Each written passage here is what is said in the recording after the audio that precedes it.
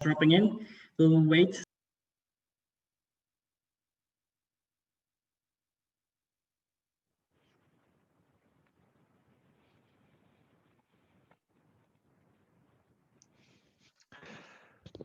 Okay, it's now 11 o'clock. I think, yes, there's still some participants dropping in, but nevertheless, I would say we start. Warm welcome from my side here to today's webinar about startup funding and liquidity planning, collaboration between TRESIO and LEXR.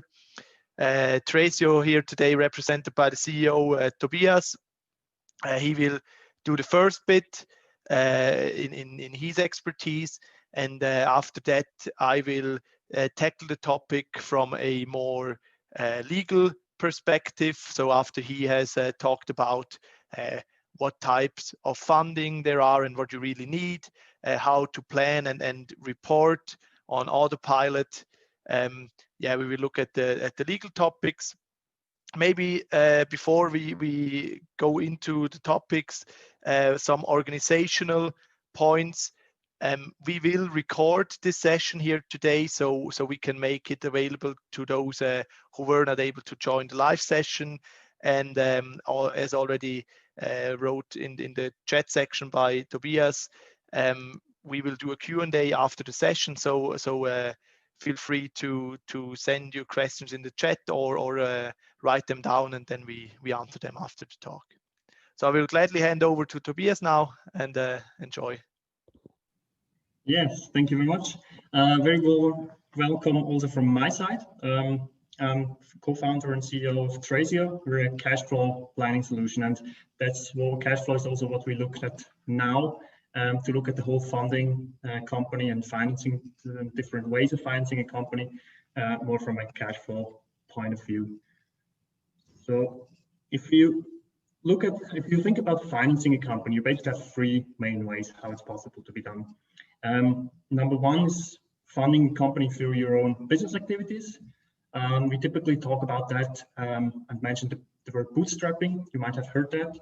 Bootstrapping basically means whatever you get as revenue from your customers, you reinvest it and grow the business that way.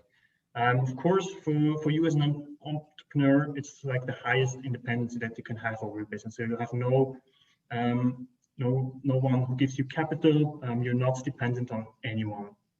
Having said that, it's not suitable for every business model. So typically you need to be able to generate cash flow very quickly from day one to cover your costs and expenses. Otherwise, it will not work. So, and that's why many companies are looking for different ways.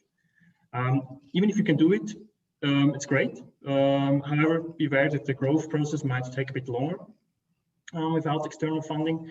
And of course, you always have the risk also that the better funded competitor will be faster and take you over just because they have more money that they can invest quicker in growing the business. The second option is getting funding through a business loan, typically through banks, but there are many other alternatives around as well. The advantage there, you as well, like in bootstrapping, you keep the ownership of your business, so you're not giving away equity. What you have to know about loans is how they work.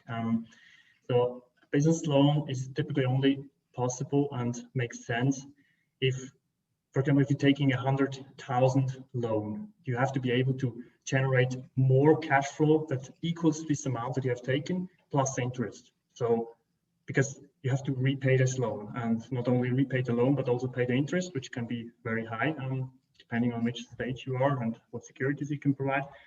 So it can get very expensive, and it can also really kill your cash flow if you take loans before you actually generate cash flow. So loans are typically, I mean, if you have a business, again, where you can, like we talked about in bootstrapping, where you can generate cash from early on. So if you open, for example, a restaurant, that's a typical case where you maybe take a loan, a small loan, just because you have to buy the inventories, but you know you can generate cash early on. But if you develop a software, like in our case, for example, a loan would not be suitable because we would have to spend more with the repayments and the interest than what we are generating cash maybe.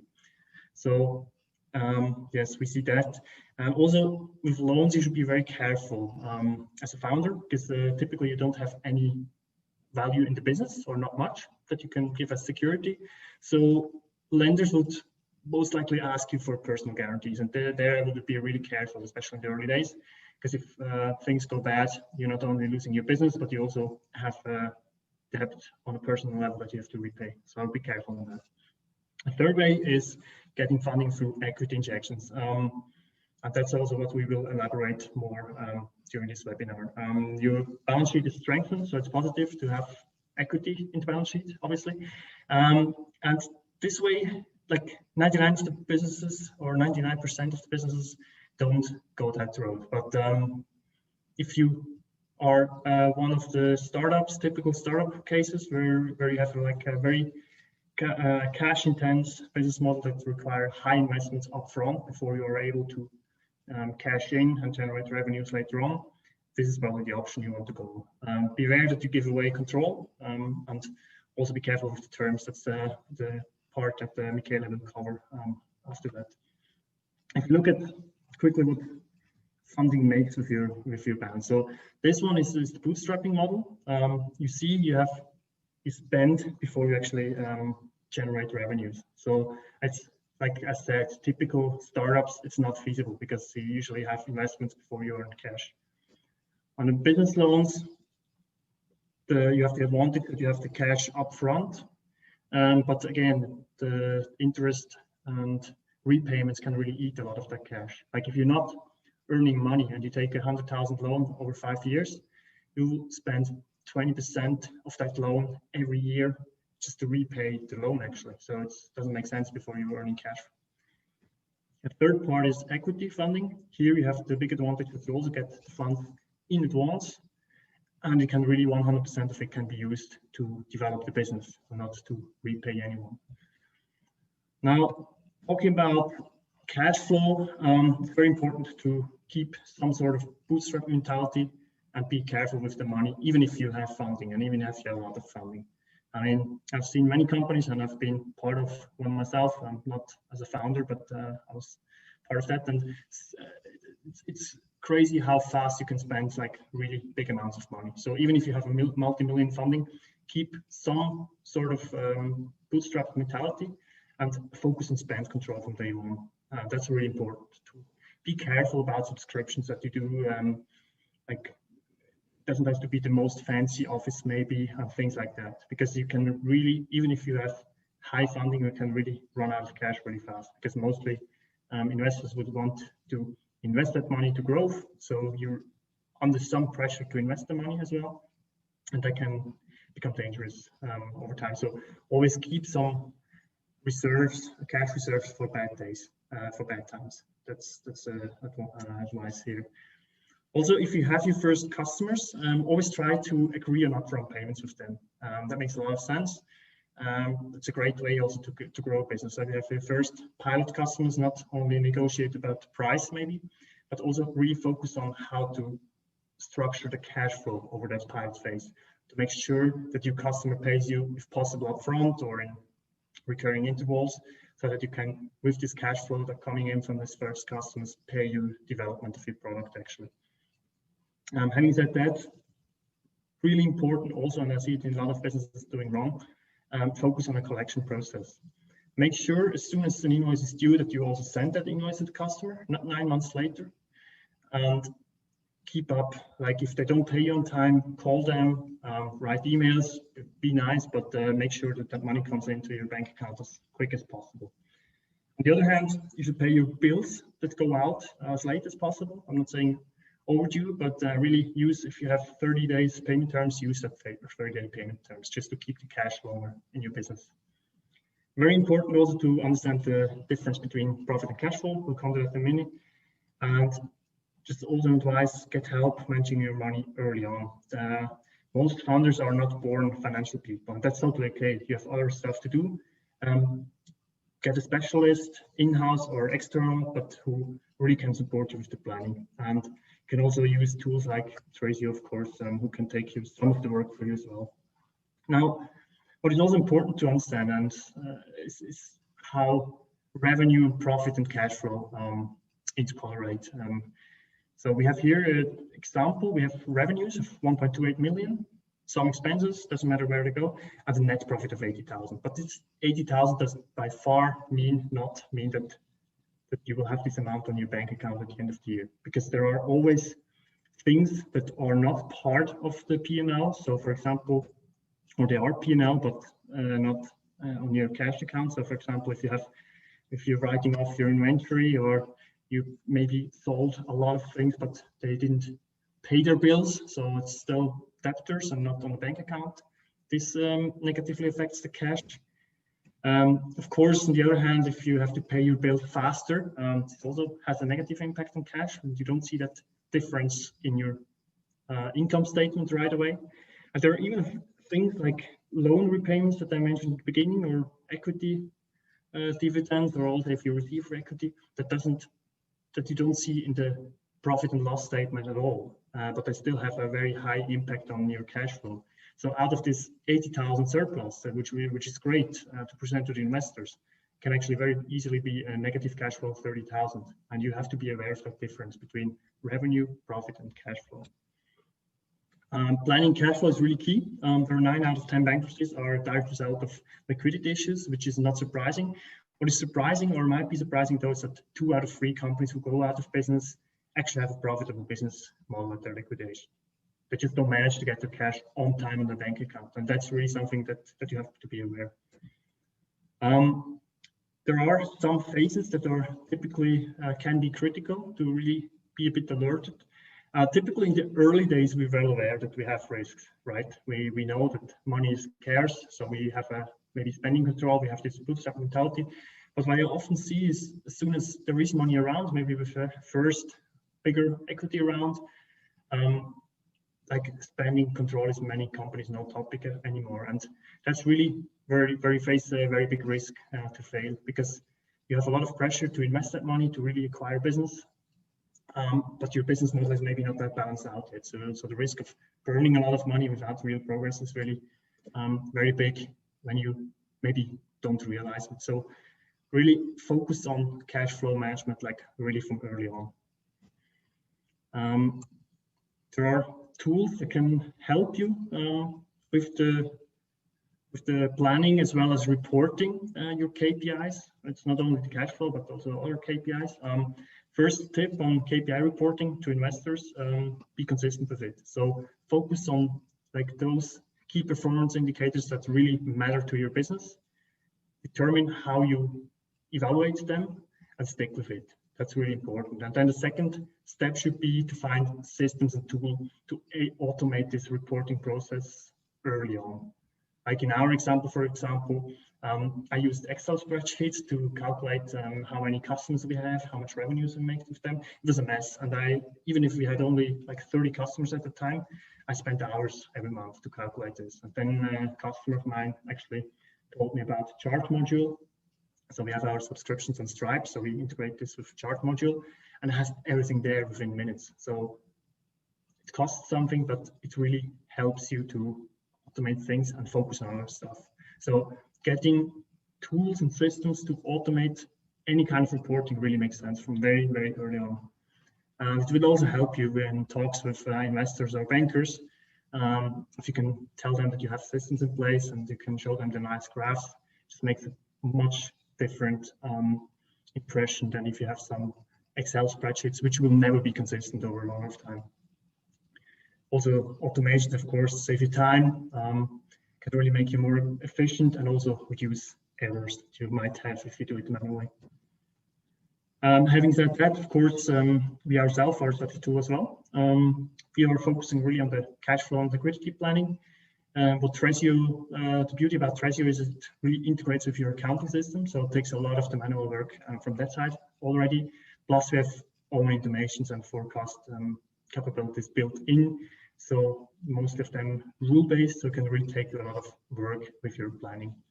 And of course, you can collaborate with team as well as investor reporting all in one tool. And if you want to try, reach out to me, or you can sign up for a free demo account on TRESIO.ch. From that side, about the cash flow planning, now handing over to Michele for more from the legal side.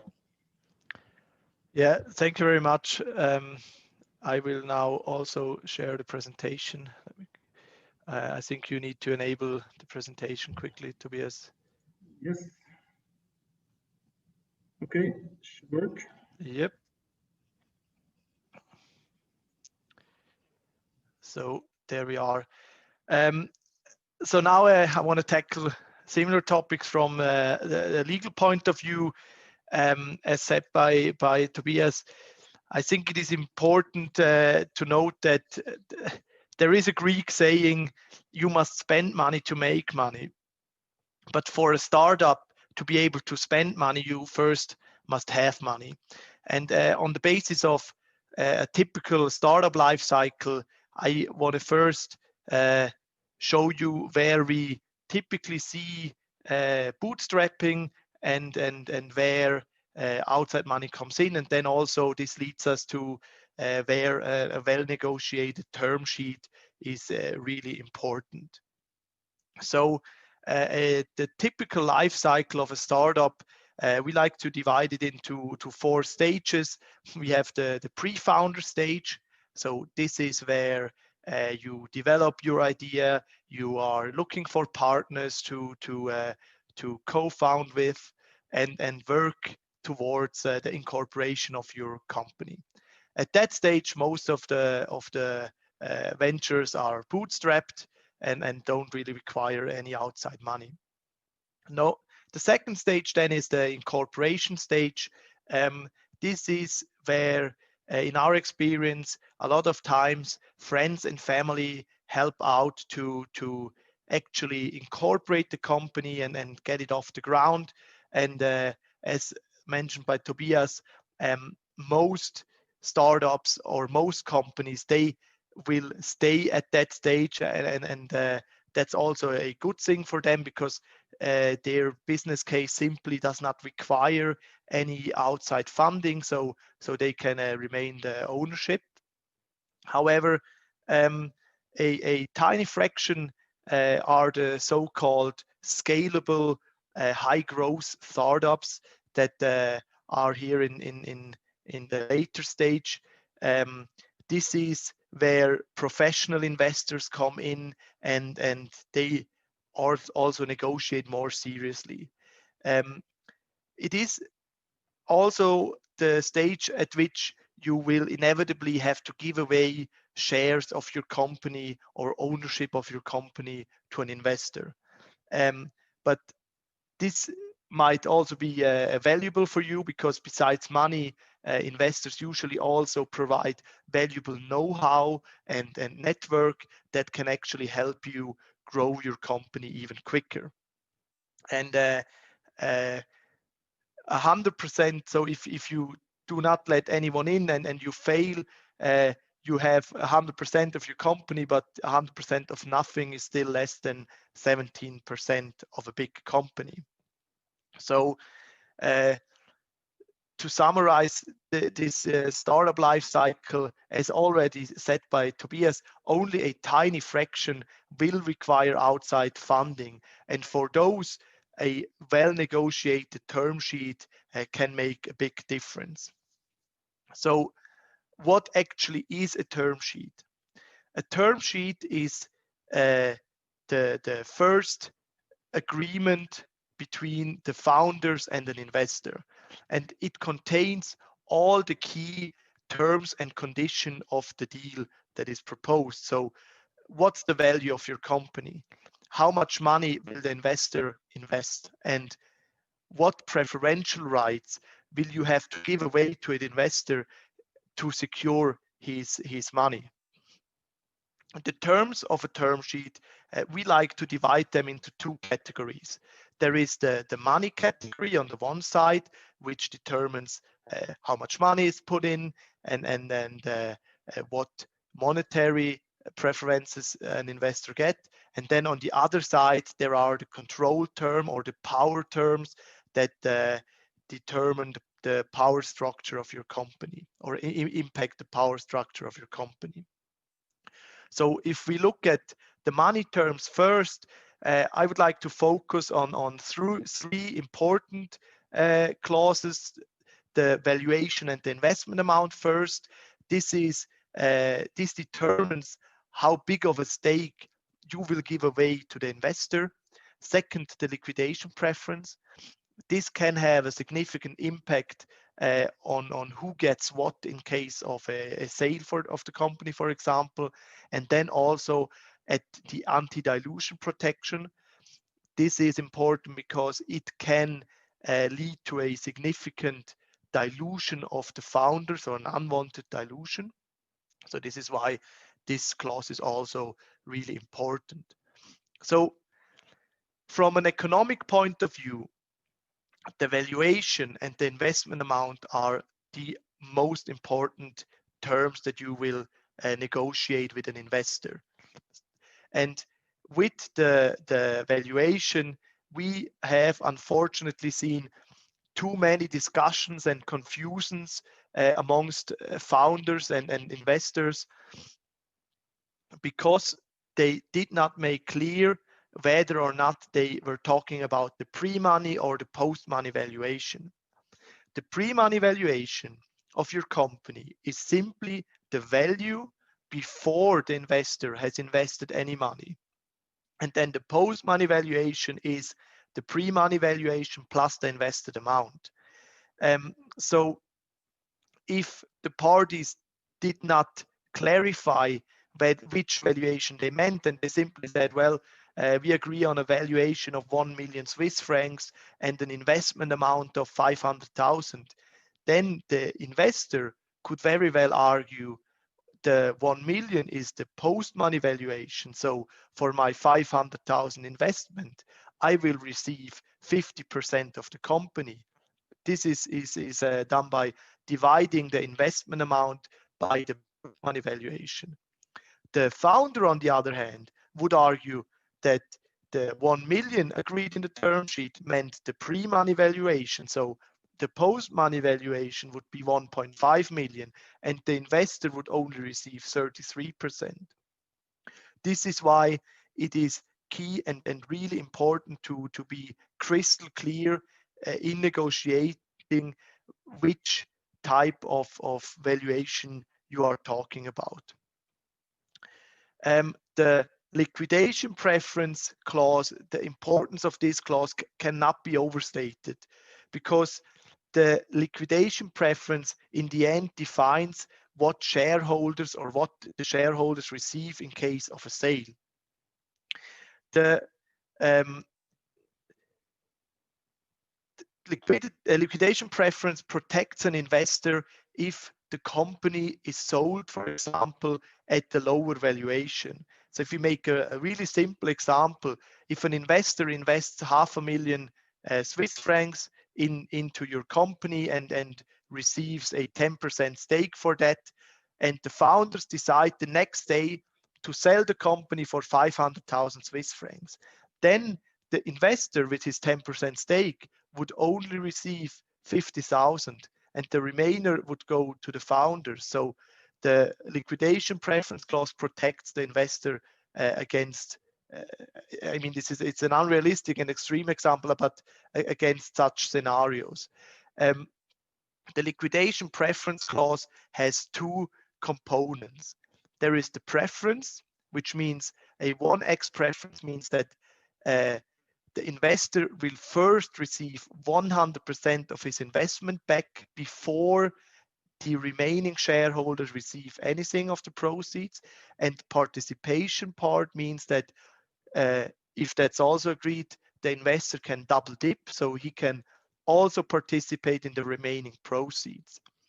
A founder-friendly clause does not include participation, whereas a more investor-friendly clause has liquidation, the preference as well as the participation. And there are, of course, various ways to structure such clause and that are in between those two things. If we look at an example, we see if the investor invested 500,000, he would receive 33%, and with the sale of the company for 1 million without the preference clause, he would also receive, as in the first example, this 33%. However, with a 1x liquidation preference, including participation, the investor would first receive back his 500,000 investment and then also participate proportionally in the remaining 500,000. So effectively, he would receive 66%, and the founders, although holding the majority of the shares, would only receive a third of the proceeds. And this brings us to the anti-dilution clause. This is important because it protects on the one side the investor, but on the other side can lead to a disproportionate dilution of the founders. This clause we don't see that much at the seed stage level, but after that it's pretty much market standard, and it protects the investor in case of a down round. So this means if a second investment round is done at the lower valuation without the liquidation preference clause and without participating in the capital increase, of course, the first investor would disproportionately get diluted. And with the liquidation preference clause, the first investor would receive free shares to protect him against this disproportionate dilution, of course, to the detriment of the founders. And the actual calculation that is fairly complicated, and in my opinion would take a webinar on its own to discuss. At that stage, I simply want to tell you that there are three main ways to structure it. There is the so-called broad-based weighted average anti-dilution. This is the most founder-friendly. Of course, the most founder-friendly will be no anti-dilution protection, but if you need to have one. And then the other extreme is the full ratchet, which is extremely investor-friendly. And I encourage you to reach out to me if you want to know more detail about the anti-dilution protection, and then we can play through. I created a calculator, so then it also makes more sense. A quick example that shows the impact the anti-dilution protection can have in case of a down round. So we see here first the investor one received a 33% stake, and then we have a second investment round at the lower valuation, which would lead, without the dilution protection on the very right side, to the first investor being diluted to 22%. With the dilution protection, and this is an extreme example, he would be able to keep his stake, but as we see here, the founders would lose half of their shares with such a clause. This is why this is can have a significant impact. And to quickly summarize the money side of a term sheet, with the pre-money and post-money valuation, be careful to distinguish those two. The liquidation preference, look out to not agree on a 2x participating clause. Otherwise, you might end up walking away with only a tiny fraction of the proceeds if the company is sold. And with the dilution protection also, here be aware that there are different ways to calculate it, and try to already negotiate that on a term sheet level so you don't run into unwanted discussions later on. This brings us to the control side of the term sheet. Here I want to focus on the founders vesting.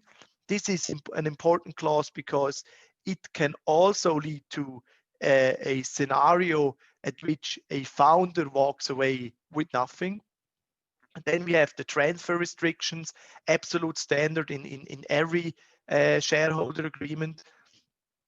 This protects the shareholder structure, and lastly, the purchase option, which can penalize unwanted behavior, but also helps you protect the shareholder structure. So the founders vesting, an investor usually to to a large extent invests into the founding team, because they in the end have a significant impact if the venture is going to be successful. And this is why an investor wants to retain the founding team for as long as possible.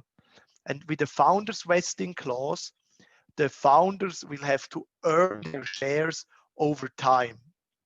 So this clause has two concepts. It's the cliff and the vesting period. So in an example, if you were to agree that the founder shares should vest over a period of 4 years with a cliff of 1 year, this means that after 1 year of working for the company after the investment, the founder will have earned 25% of the shares. And after that, 3 years period remaining, the remaining 75% vest periodically over this time. And the vesting schedule largely depends on the stage the company is in. So if you're already at the later stage, this clause might be obsolete because the company can also be successful without the founders. But at the seed stage, it's almost market standard, I would say. And you have to be really careful here, because if you take on investors, they of course bring your know-how and network, but they will also require you to report to them. They will want to have veto rights on certain topics, so they can have an impact on the business. And if you don't like working with them and decide to walk away, you will, or there can be scenarios where you have not vested your shares yet, where you walk away with basically nothing. And with the transfer restrictions, there are the right of first refusal. So this means that if a shareholder wants to sell shares, he must first offer them to the existing shareholders. And this clause can also be structured differently. So you could say that always in first priority, the company is entitled to sell the shares if someone wants out, or that the founders get the first priority. So those clauses are rarely negotiated in detail in a term sheet. So if you, for example, want to have a first priority for the founders, we would encourage to already pick this up at the negotiating of the term sheet. The tag-along right protects the minority. So an investor usually, as said, invests in the team. And if they want out and if they decide to sell their stake, usually the minority, they also want out. So the tag-along right obliges a buyer to, if a certain threshold of shares are offered to the buyer, he must buy all shares. And the drag-along right is the counterpart, which protects the majority. So if the majority of shareholders decide to sell the company, they cannot be blocked by a minority, because a lot of times a buyer in an exit scenario wants to purchase the whole company and not only 90%, for example. Last but not least, the purchase option, that is also a clause which is absolute standard in all shareholder agreements, or should be absolute standard, because on the one side, it penalizes unwanted behavior and thereby incentivizes a shareholder who is also working for the company, for example, to work in good faith.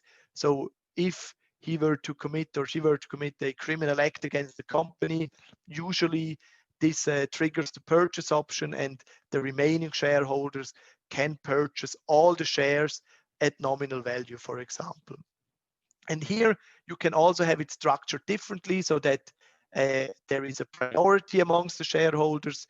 And the other part is that you want to prevent the transfer to third parties by operation of law. So for example, if one shareholder dies, usually the shares will get inherited by the heirs, but with a purchase option, those shares would be subject to the purchase option, and the remaining shareholder could protect the shareholder structure. Yeah, I think I am already at the end from my side. We have created a financing round term sheet guide that goes into more detail with regards to all clauses in the term sheets, or all important clauses. Again, here, feel free to reach out if you're interested. And I think we can open the floor to the Q&A now.